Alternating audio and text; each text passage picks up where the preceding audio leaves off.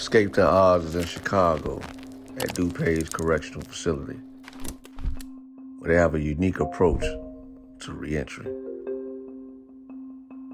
My name is James Mendrick. I am the DuPage County Sheriff. The DuPage County Correctional Facility has been deemed as the model in rehabilitative efforts. It's an interesting thing. I never wanted to be the police. I was a sculptor, artist, ceramics student teacher in college.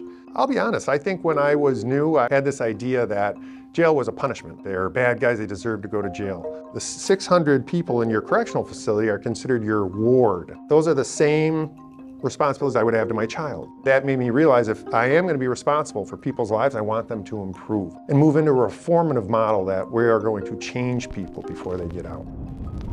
But somebody got the great idea that they could stop gangs forever and just smash all these gangs out. All they did was spread them into 60 small gangs that are on every street corner. Now there's no control. No control. There's no person to go to and say, give up the person who did this. Those were the unintended collateral consequences. Yes, exactly. Yeah, my name Damon. I'm from Chicago, North Side. Came up under the gang members, some of the finest gang members. Best negative teachers I ever been around. And it was like, do or die. Yeah. You hit it, if you're not with it, stay in the house. And there wasn't really no stay in the house. You gotta go past these guys. You start fighting at school. You didn't know you was in a gang, but you just knew that these my friends. Yeah. You got in high school, it was like, I had to start selling drugs just to even come to school, just to have bus fare. You going to parties and you got your little gun. I kept a 380 in my pocket. Go to school with it. You the new guy on the block with the money. Police are gonna take you to jail to get your fingerprints, just to see who you are. Right. I got hooked on drugs, a sophomore in high school. In the projects, you have a lot of customers that come to buy drugs. Absolutely. So you sit in the gangway or the hallway with about $1,200 worth of drugs, and you just sitting touching it, and it's just. So for the last 20 years, you've been pretty much in and out? Yeah. Can you say that? Yeah. This jail giving me a lot of tools. I gotta restructure myself in the anger management classes and the self-esteem and criminal thinking. These classes is stuff that I should have had when I first went to jail. I hope somebody hear what I'm saying that's a little younger than me, and then they can be like I'm looking at you. Like, man, you got your stuff going on. I can go right up that pathway, the same footprints.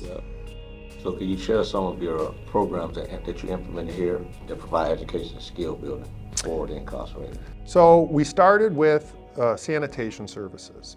And then we took that backbone of sanitation and started looking at tiling, and drywalling, truck driving, indoor and outdoor horticulture, and now we're doing virtual reality welding, as you can see behind us. We have created a reformative continuum of care. We have several detainees over the last few years that have opted to not bond out when they were able to and stay so they can finish a certification or a course. They feel the need to complete the program that they started.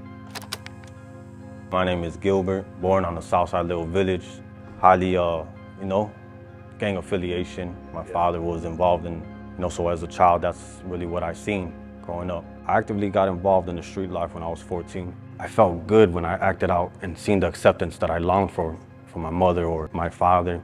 I have about a total of 8 to 9 years incarcerated. I've been to prison, IDOC 3 times and 1 time in federal. My last incarceration, I was set up by somebody I knew for 20 years. And I went into federal custody. I was in a maximum security. So it's real serious. People getting stabbed, people getting hurt, beat up. But this is what I want to die for? Nah, that's over with. It ain't, nah, hell no. The horticulture program it's awesome. It gives us a chance to get out of the environment of being in a jail. You get to touch the plants, deal with the soil, and just learn. And it also helps us mentally because it's an achievement of something we could continue doing. Hard work pays off. We can achieve whatever we set our mind to. Oh, my success stories show up every couple months, and they come in the form of somebody who's been here, and then a year and a half later, 2 years later, they come and say, I got my wife back, I got my kids back, I have a bank account, I'm making over $100,000 a year, I got a videotape. This guy's been out for a year, and he videotaped the purchase of his first home. When you see somebody that went through our programming and is now buying a house because they're stable and they're back with their family, that's why I do it. Every one of those makes me feel like I'm doing God's work.